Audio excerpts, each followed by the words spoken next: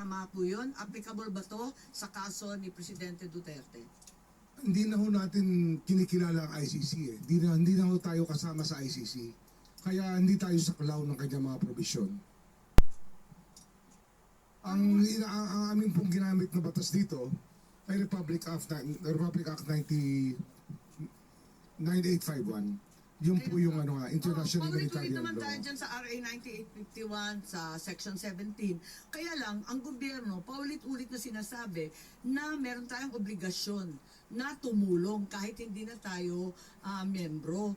Kaya nalilito ako, member tayo, tumutulong tayo, pero hindi applicable yung Article 59. Ano ba talaga?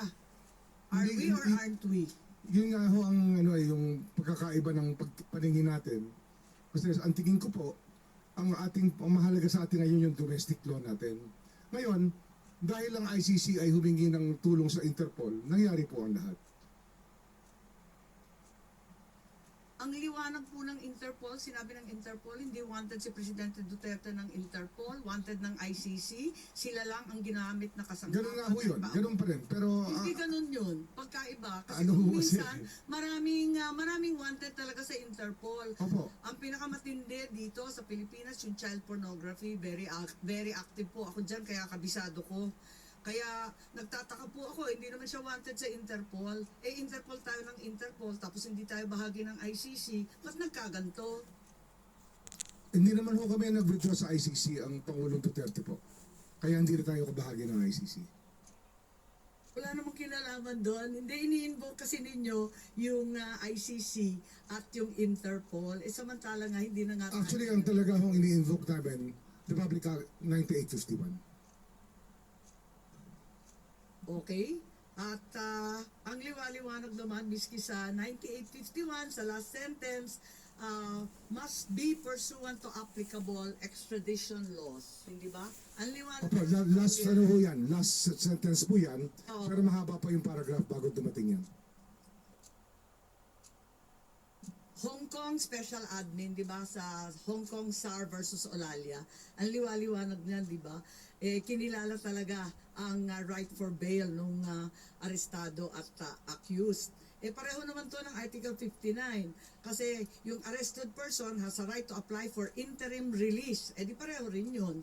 In effect, dun sa ating mga korte, nag-ruling sila na halos eksakto ang epekto sa Article 59. Yan po bahala na po ang ICC dyan. Hindi na ho namin makokontrol. Ako, ICC na naman. Andun po kasi ang Pangulo eh. Ang dating Pangulo ay nasa ICC po. Kaya kung meron ho nang gusto ng provisional liberty, doon ho sila mag-a-apply. Wala na ho kami magagawa doon. In fact, ito hong pinag-uusapan natin sa judice na naman po ito. Yan ang mga problema rito. So yung binabanggit na liberty of abode ni Attorney Medina kanina sa ating konstitusyon, wala nang aplikasyon. Yan po, pero sa akin ang tingin ko po sa liberty of abode na yun, parang that's the rule of search warrants eh. Yun po yung aking nakikitang konteksto. Palagay ko hindi naman limitado doon, ano? Anyway, siguro para lang makapag-aral kami ng gusto sa susunod, baka naman makapagbigay kayo ng 2 o 3 pang mga Pilipino na inaresto ng ating pamahalaan na walang warrant of arrest, tapos dinala sa ibang bansa na wala namang court order na galing dito. Marami ho yan. Ito po yung mga foreigners karamihan po. Hindi pa nga Pilipino. Hindi, tinatanong ko po yung Filipino citizen. Kasi syempre yung foreigners... Ito po, this is a case of first impression. Hindi pa ho nangyayari ito. But I have to posit that it is a case of first impression. Hindi pa ho nangyayari ito sa kasaysayan natin. Kaya nalilito po kami kasi yung DOJ dati talagang pinagpipilitan na nag-comply sa Article 59. Ngayon, sinasabi na hindi na kailangan na dalhin sa local authorities at parang yung DOJ may sinasabi na halos judge na kayo. Paano naman nangyari nagkaroon ng judicial powers? Yun po yung binigay sa atin na options ng batas, 9851, Section 17 po. Palagay ko hindi tama yun kasi Attorney Medina, talaga bang DOJ was vested by the Constitution with judicial power? Kailan naman po nangyari yun? Sa bahagi ng ating saligang batas naging huwes ang ating DOJ? Wala kaming claim to judicial power. Dito po, executive action po ang aming ginawa. In accordance with Section 17, Pero hindi nga po Article alien eh. 9851. Hindi nga pwedeng isurrender kasi hindi nga alien. Pilipino man siya.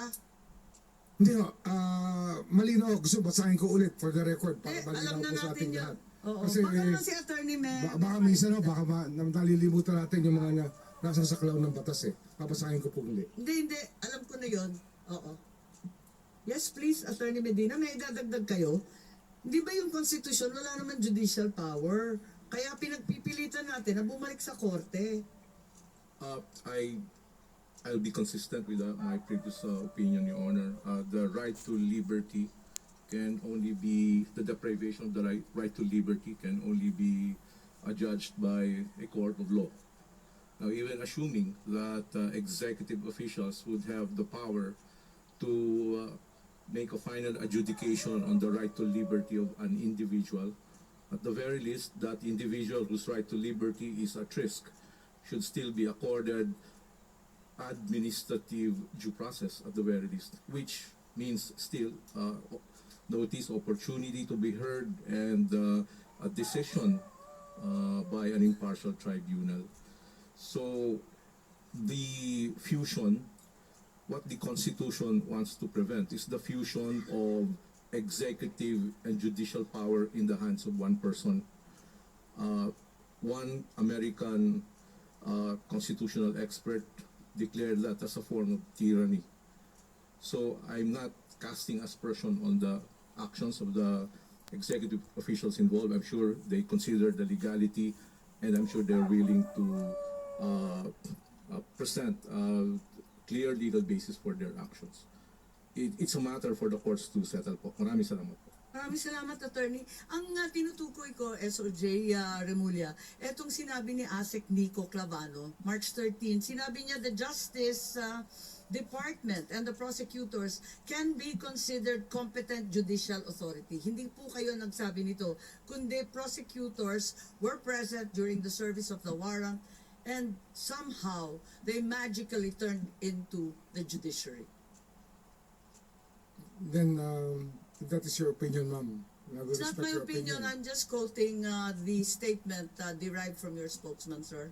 I'm sure that that was meant in a figurative manner, ma'am. It's not meant literally.